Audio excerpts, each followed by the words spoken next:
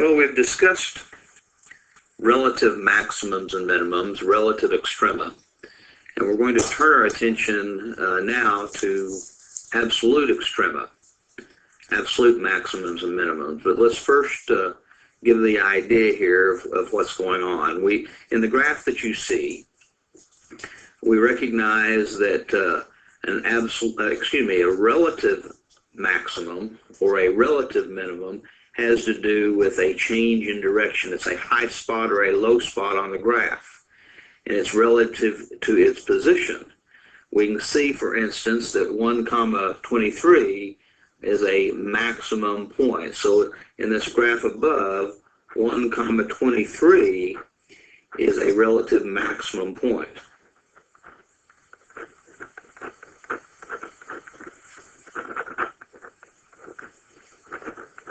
And of course, that point occurs when x is equal to 1, but the relative maximum we calculate as a y value, and we would calculate it by saying, what is f of 1, if this is the graph of f, of course. And in this case, it's 23. So the relative maximum is 23. On the other hand, 4, -10 is a relative minimum point. Now, it's not the minimum. The minimum, of course, is the value -10. And so we'd say the relative minimum itself is -10. And we calculate it by putting 4 into the function, of course. It's the y value. So relative maximums and minimums are y values. And we understand that they occur when we have a change in direction of the graph. Well, and so it has something to do with the shape of a graph. Remember, we can certainly have a graph like this as well. And maybe, for instance, we might have something that comes along and does this, and then comes along and does this. Well, we still have a change in direction, and it has something to do with the shape of the graph, but we need to know more about concavity to get the true shape. But that's where we have been. We're going to change, of course, this is a relative, in this case, a relative minimum point, isn't it?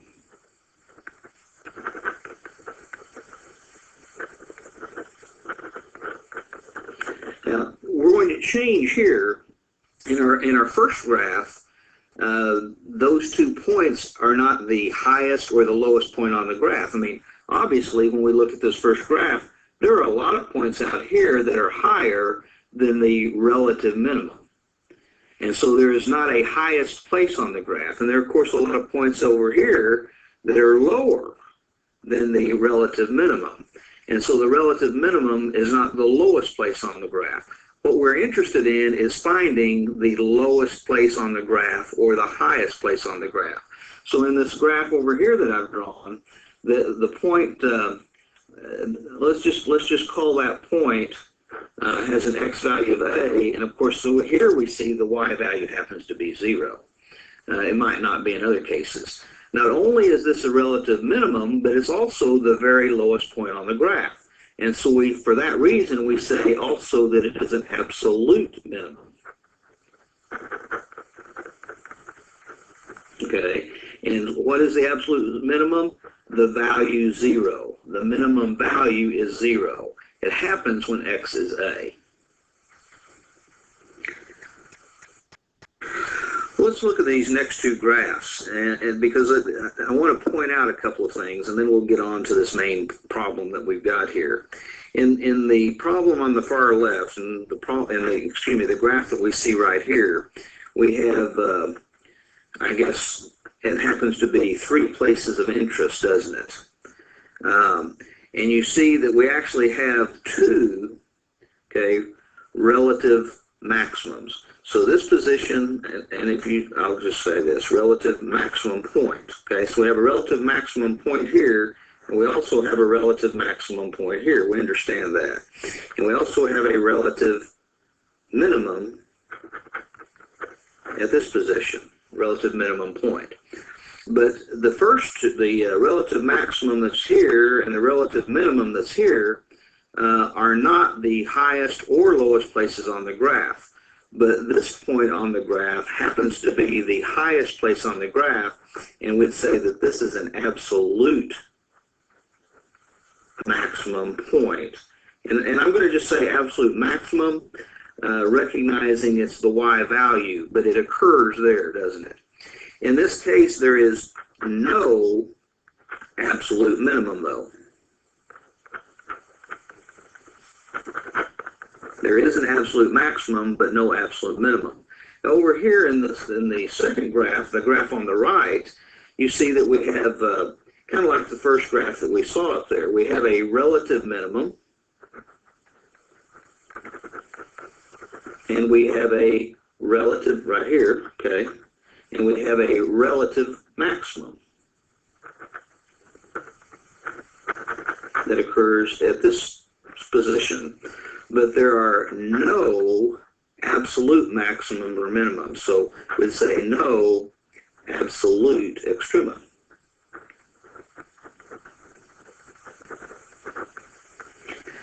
Now, in this section, we're going to really discuss situations where we're always guaranteed of both an absolute minimum and an absolute maximum. Because the types of problems that we're working toward, and this is actually the next section, are word problems or application problems where conditions are such that we'll be guaranteed that we have both an absolute maximum and minimum, the highest part of the graph. And what it boils down to is we're not going to be looking at an entire graph. So let's pause here and go to the next page and get this set up. Okay, you can see I've drawn two graphs that are basically supposed to be the same graph, but in one case we don't see the entire graph. And I want to point out here that in this particular graph there are no, in the graph here, there are no absolute extrema.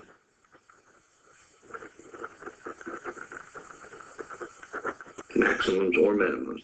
Now, what's supposed to be going on in this graph, let me show you, is that let's suppose this position is the x value of A, and let's suppose this position, is the x value of B. And so what I've really done is that I've taken the original graph, but I've kind of eliminated the graph for x values less than A and eliminated the graph for the values of x that are bigger than B. So we're just seeing a portion of the graph. Now, in this particular position, in this particular graph, you see that we have, in this position, a relative maximum, but also an absolute maximum. And also, in this position, we don't have a relative minimum, but we do have an absolute minimum.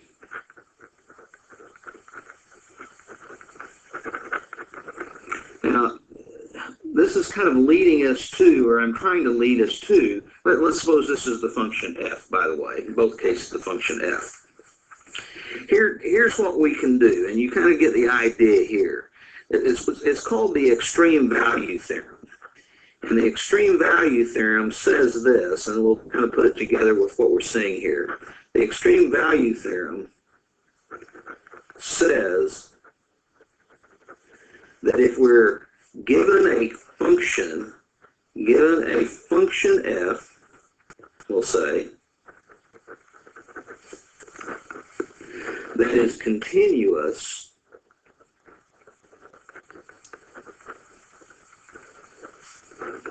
on a closed interval, and a closed interval means that the two endpoints are included. In this case, I'll say A to B. Then the function f has both an absolute maximum and an absolute absolute minimum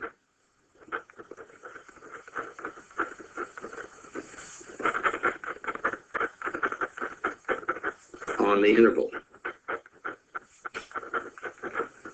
And if we look at the example that we see there, we have an absolute maximum that occurs at a relative maximum position. And so the x value of this position, I don't know, maybe that's x value c. So actually c would be a critical number, wouldn't it? Now in this case, the absolute minimum happens to be the value that we get when we put b into the function. And b happens to be the endpoint. So that's a little bit more, it's kind of a result of this extreme value theorem. The maximums or minimums, and we're talking about absolute here, not relative, will occur at critical numbers of f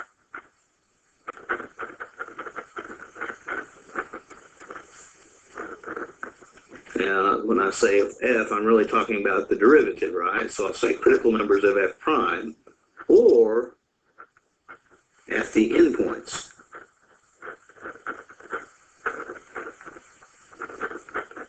Of the interval.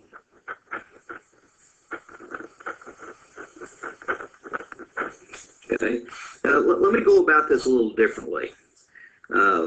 Let's just suppose we're trying to draw, now, and let me also point out it's important that we're talking about a continuous function here, and it's important that we're talking about a closed interval. Both of those things are important, and we'll kind of get the idea, I think, we'll suppose here. Let's suppose, this is maybe where the value a is, and this is where the value b is.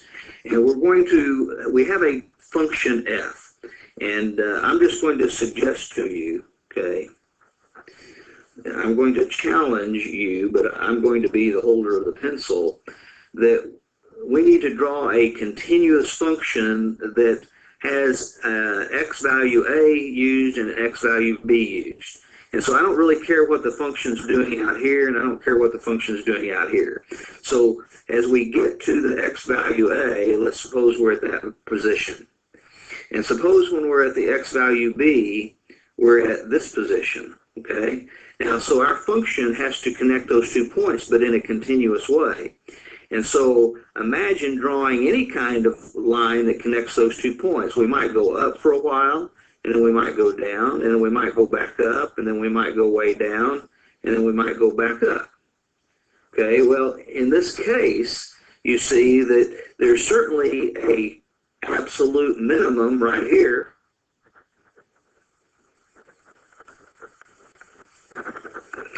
And there's also, maybe this one's a hair bit higher, there's an absolute maximum here. Now, think about it again. Let's do the same thing, okay? Let's suppose here's where A is, and here's where B is. And we're drawing a continuous function. That's the deal here, a continuous function. So suppose we're at this point A, and when x is A, and suppose we're at this point when x is, well, let's just do the same thing, when x is B. Now, so here we may have something that looks like this. It may go down for a minute, and it may go back up, and then back down. It may go back up, and eventually it's got to hit this point. Now, in this case, when we're connecting those 2 points with a continuous line, we happen to have an absolute maximum here. And down below, we have an absolute minimum.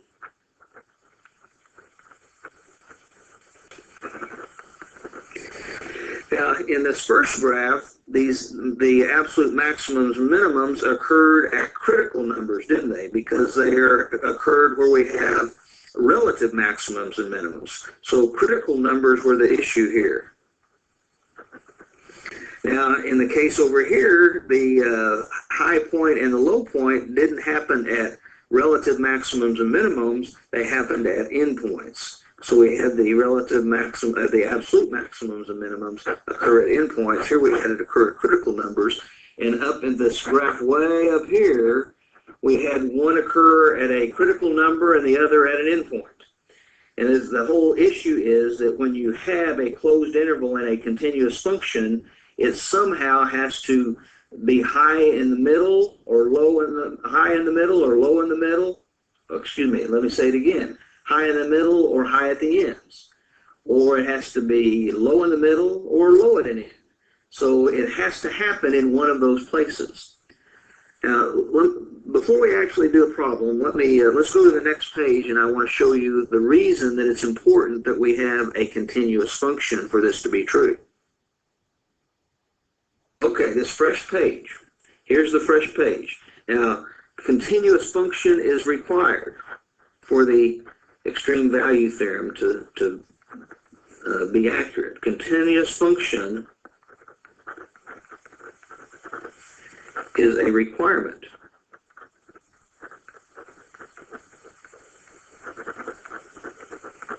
And here's why I say that. Suppose we're doing the same kind of thing that we had before. And here's A and here's B. Okay? But we're allowed to draw a function, create a function, draw a function that is not continuous. So for instance, I'm thinking of a function maybe that has a vertical asymptote. Suppose our x value of A were on the graph right here. But if we have a vertical asymptote, then we might go down, down, down, down, down like that, mightn't we? And as for that matter, we may have a situation where we go up, up, up, up like this, okay? So in this case, we don't have a maximum or a minimum, an absolute maximum or an absolute minimum, because there's lots of points higher than this one, and there's lots of points lower than this one. And the reason it fails here, again, is because we do not have a continuous function. It's also critical that a closed interval is required.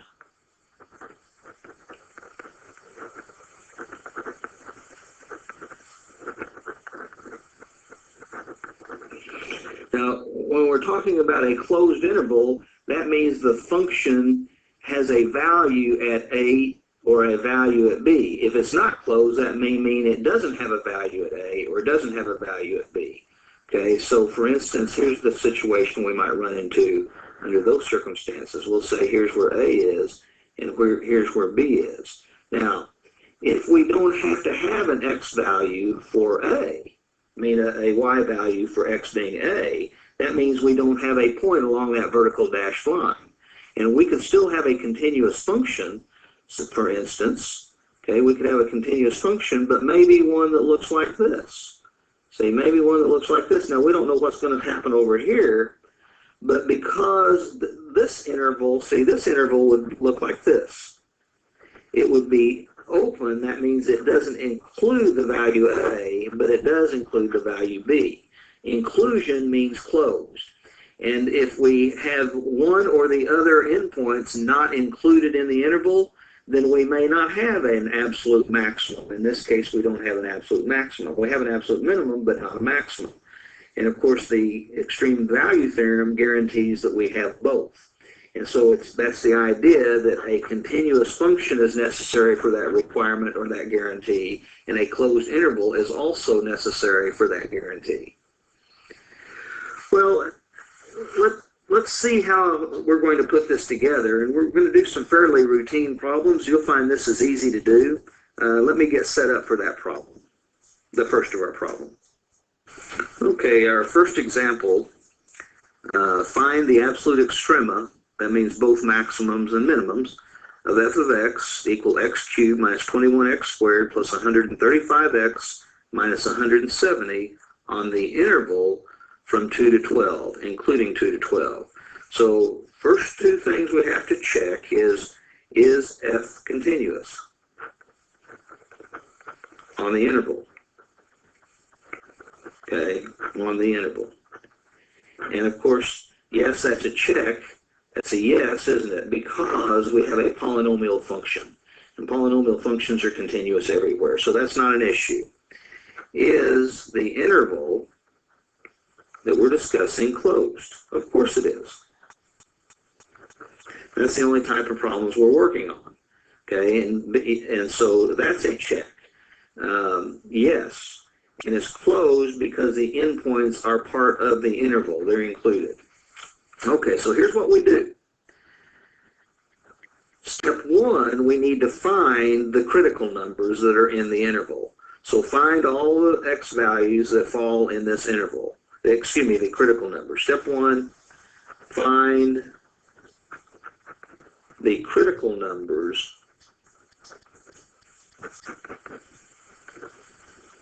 of f, and I'm just going to say f rather than f prime, that are in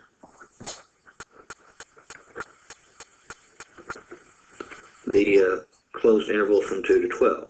And whoops, and it includes 12. Now, let me point out here, okay, because this is an important idea. Suppose we have here, let's suppose this is where A is and this is where B is. And suppose, for instance, that we're trying to find the absolute maximum and minimum, okay, whoops, absolute maximum and minimum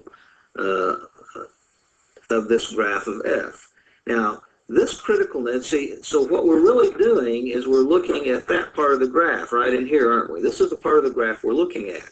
And so if we have a critical number that falls outside that interval, we're not interested in that because that's not where we're looking. We're looking, in this case, between 2 and 12. So critical numbers that are outside that interval are not where we're trying to decide where we have the largest value and the smallest value. Okay, so let's begin this then. First, we have to find the derivative, don't we?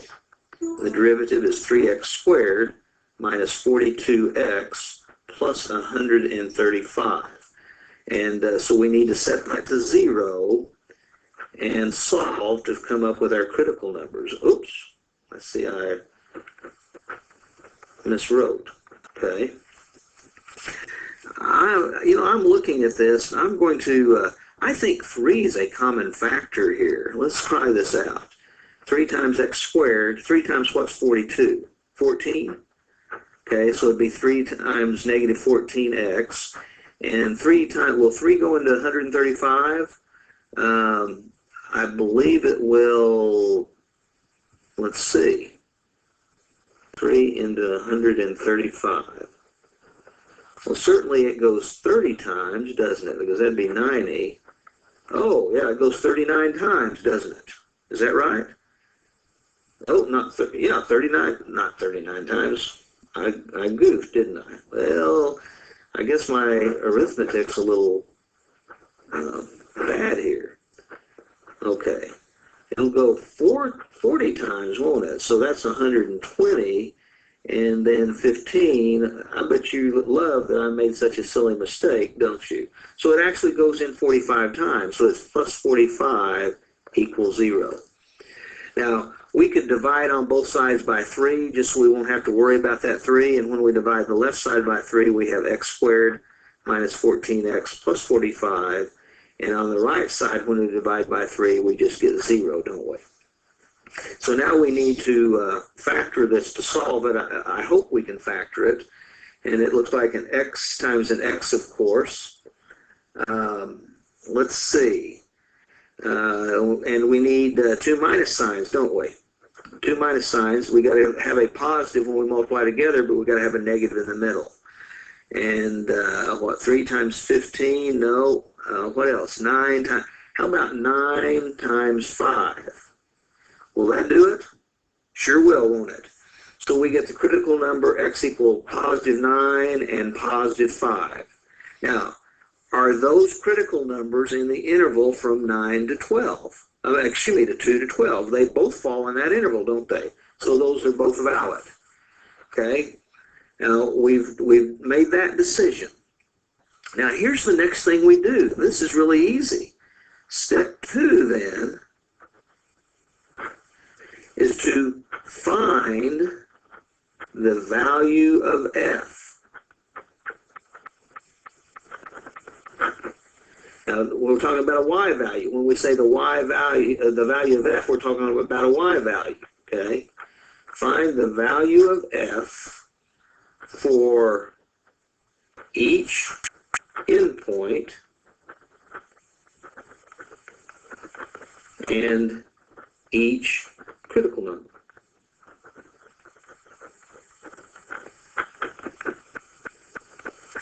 So let's do that. And I'm cramped a little bit here. I apologize.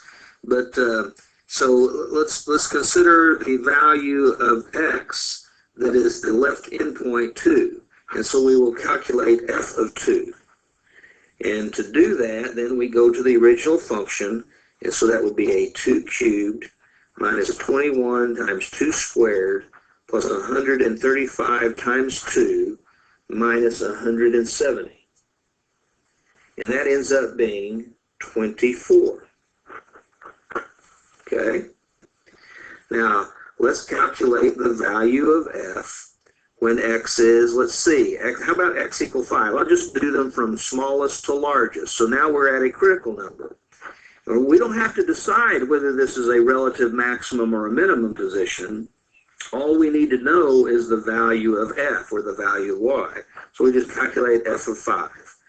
And when we calculate f of 5, I hope you'll allow me to tell you that that's just 105. Okay? Then we're going to calculate the value of f when x is 9. That's another critical number, isn't it? So f of 9 we'll calculate. And we'll just put it into the original function. And when we do, we get 73. And we have one more value, don't we? Let me come over here. Okay, so that's the other endpoint. See, 2 is an endpoint. Oops, x equal 2. And x equal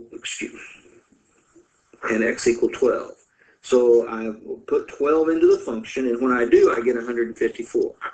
So all we've done here is we've calculated the y value for each of the endpoints, each of the x values that are endpoints, and each of the critical numbers. And then we just inspect. Which is the smallest? Right here is the smallest. Which is the largest? Right here is the largest. And so here's what we have. The absolute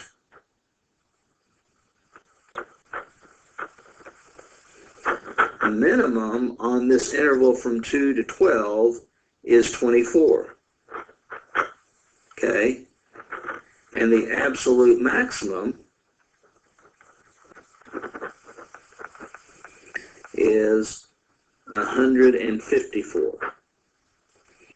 So we've done the work, and you see how simple it is. It might be worth our time to pause here and look at the appropriate graph that goes with this, just so we can understand what's happening.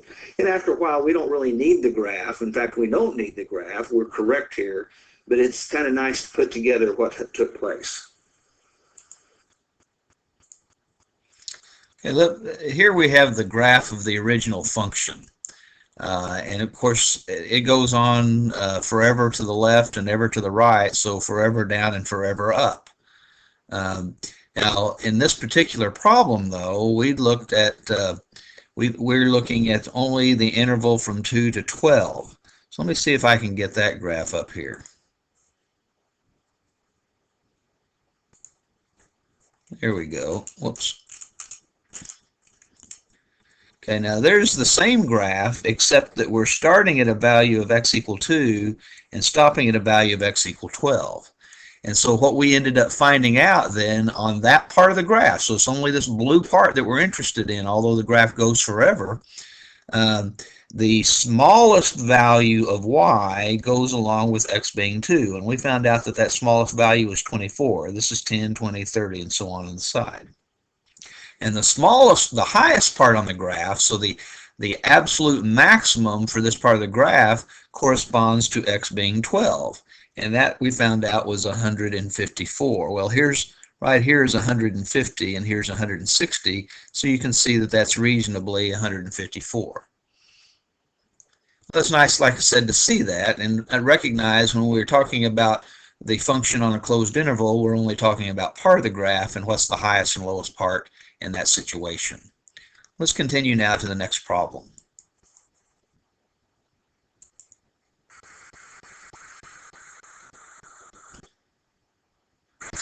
Well, we're going to continue with the same function, but we're going to change the closed interval that we're looking at. Now remember, the image here is that we're taking this function, but we're only looking at the part of the function between the x value 4 and the x value 10.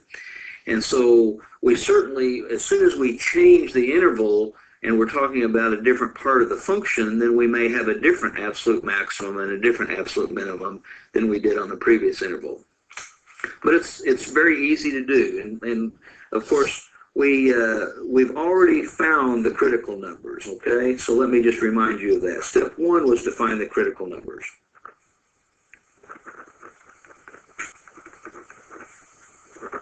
And we did that. Oh, actually, step 1 is to verify that we're talking about a continuous function, and we have a closed interval. But we have that situation, don't we? And those critical numbers were what, 5 and 9. And then step 2 is just real simple. Step 2, evaluate f at each endpoint and at each critical number that is in the interval.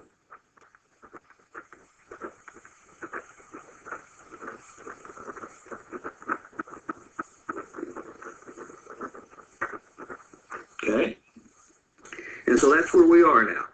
So we're going to calculate, and notice 5 is between 4 and 10, isn't it? And 9 is between 4 and 10, so both of these critical numbers are critical numbers to consider. So now remember the way we go about this. We're going to find f of 4, pardon me, because that's a new endpoint, isn't it? So that means we calculate 4 cubed minus 21 times 4 squared plus 135 times 4 minus 170. And I have to tell you the truth, I'm not using the graphing part of my calculator, I'm just using the calculation part. We could do it by hand, but that's more work than we really need to do here.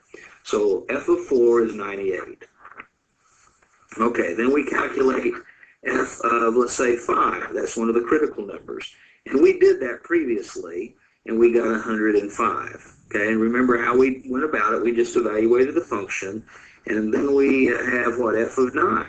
Okay, that's the next critical number.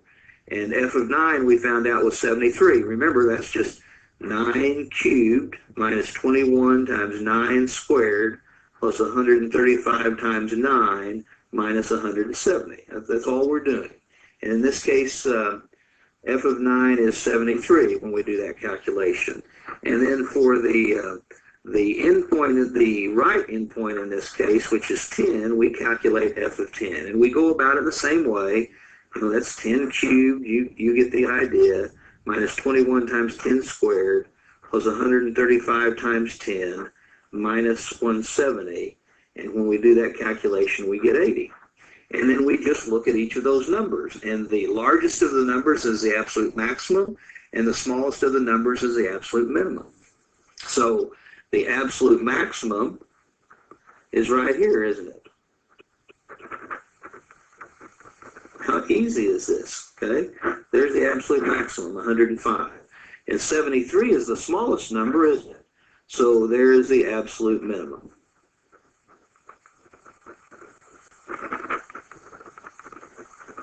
And that's all there is to it. Okay, let's continue this, because there's a couple of issues that I want you to be concerned with here. Okay, now let's do the same example, except the same function, okay, except on the interval. This time on the interval. In fact, let's pause and look at the graph for the situation above, and then we'll come back to this next part. Okay, in this case, oops, I see I've lost my graphs. Hold on just a moment. Okay, I'm back. Uh, Here's the the graph of the original graph of the function. Remember, goes forever to the left and up, and that's the little gray line you can see extended on either side. But remember, we're looking only at the interval from 4 to 10. So here's the x value 4, and here's the x value of 10. So that blue part of the graph is what we're really asked when we were finding the absolute extrema on the interval from 4 to 10.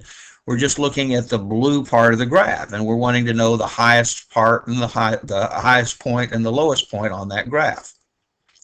And in this example, remember, we found out, oops, let me move that down. Remember, we found out that the absolute maximum was 105, and it occurred when x is equal to 5. Well, here's where x is equal to 5, and that happens to correspond to a relative maximum position, but that's certainly the highest part on this blue portion of the graph. And the 105, of course, it's hard to tell the way this is scrunched up, but that value is 105. Actually, here's 100 and here's 110, and it's halfway in between.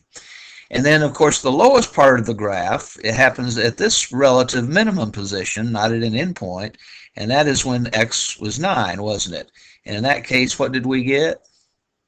We got 73. So when x is 9 is when we have the absolute minimum, and that's what we found. And 73, here's 70, and here's 80, and so that certainly looks like about 73, doesn't it? Okay, well, that's the idea. Let's continue now with a new interval and see what happens.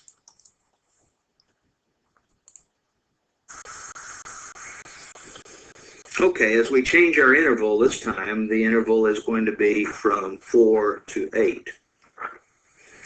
Now, let's, we go through and look at our critical numbers. And this is a habit we have to be careful of, okay? Our critical numbers are x equal 5 and 9. We'd go through that process, but we've already done it here. And then we verify. Is 5 in the interval from 4 to 8? Yes, it's between 4 and 8. Is 9 between 4 and 8? Oh, it isn't. So this critical number is not in the picture for this part of the problem, because that falls outside of the interval that we're looking at. So we're just looking at a part of the graph that doesn't include 9, okay? Well, now that we've done that, so we end up calculating f of 4, and then we'll calculate f of 5, and we'll calculate f of 8. So we just have 3 calculations to do this time. Now previously we found out f of 4 was 98, and previously we found out f of 5 was 105.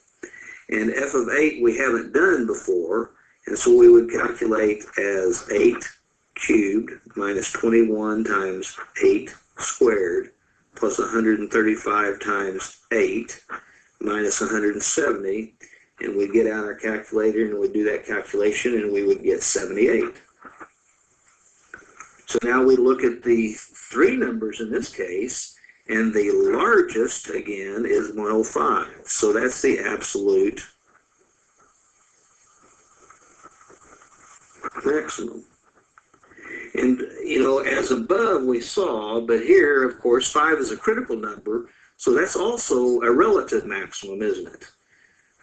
In this case. And we don't really know because of the size of the number that it's a maximum, but we've already seen the graph. And this, of course, is the smallest number in this case, and it happens at an endpoint. And so, because 8 is an endpoint, so this is probably not a maximum or a minimum, is it? Or is it? I guess it just depends. We'd have to look at the graph. But in this case, this is the absolute minimum. It has nothing to do whether it's a relative maximum or minimum. It only is that it's the smallest of the values, and that's all we're looking for. Okay, one more. Oh, let's pause here and look at this graph as we've done previously. Okay, the graph that the problem that we were just working on, let's see if I can extend this, make it a little larger. Okay. So we were looking now at the interval. What did it say? From 4 to 8. So here's where x is equal to 4. Down here at the bottom you can see, and here's where x is equal to 8. And so it's only this blue part of the graph. And we see that the maximum value in that blue part of the graph corresponds to a relative maximum, but that's not really the issue. We're just looking at the highest place. And the lowest place on the graph happens to be when x is 8, and that was that endpoint. And so we just calculated those particular y values. So once again, when we're talking about absolute maximums and minimums, it has nothing to do with whether we have a relative maximum or minimum, because we might be at an endpoint. And so we're not really judging that. We're just judging the highest and lowest part of the graph in that interval. Okay. Although, oh, and the reason we threw out 9, see, x equal 9 would have been this part of the graph, but it's outside the range of what we're looking at, isn't it? It's outside that interval from 4 to 8, and so that's not for our consideration. That's the reason we threw that critical number away and didn't use that calculation.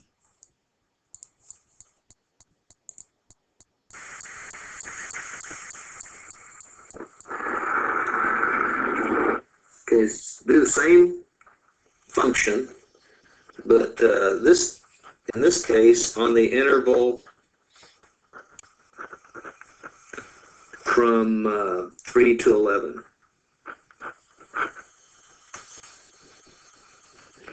Okay, so once again, we already know the critical numbers, cramming things in here.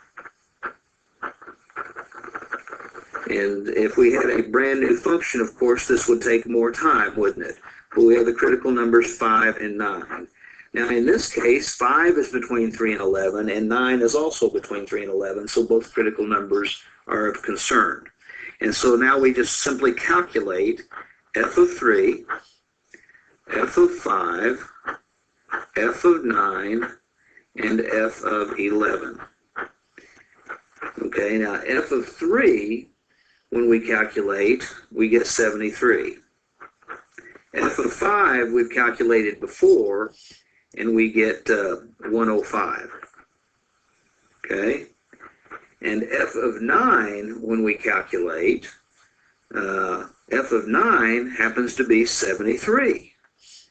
And when we calculate f of 11, we end up getting 105.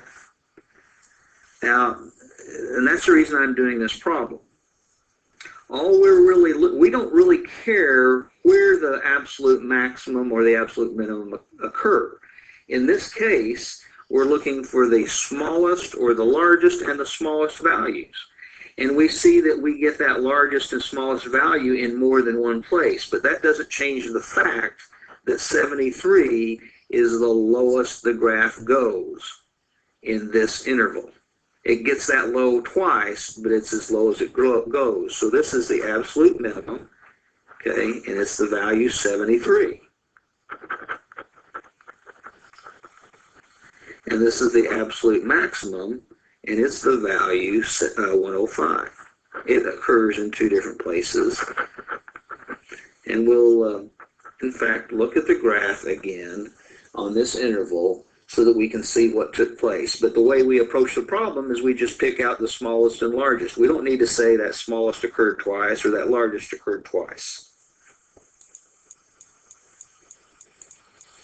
Okay, as we move to the graph that represents this part of the problem. Oh, there we go. You can see that our interval is 3 to 11, our x value of 3 and our x value of 11. And so it's this blue part of the graph that we're considering. And you can see that at the critical number x equal 5 and at the endpoint x equal to 11, the graph is level, isn't it? It's even at those two places. But the issue is, what is that highest value? It doesn't matter that it occurred in two places. That highest value is 105. And likewise for the lowest value, that occurred in two different places, at an endpoint and also at a critical number. But it doesn't matter. The lowest place, the lowest the graph goes, is to a 73. It doesn't matter that it went there 2 times or 3 times or 1 time. It's still the lowest that it goes. So a absolute minimum of 73. Well, that ends the introduction. We'll continue with a few more examples in the next part.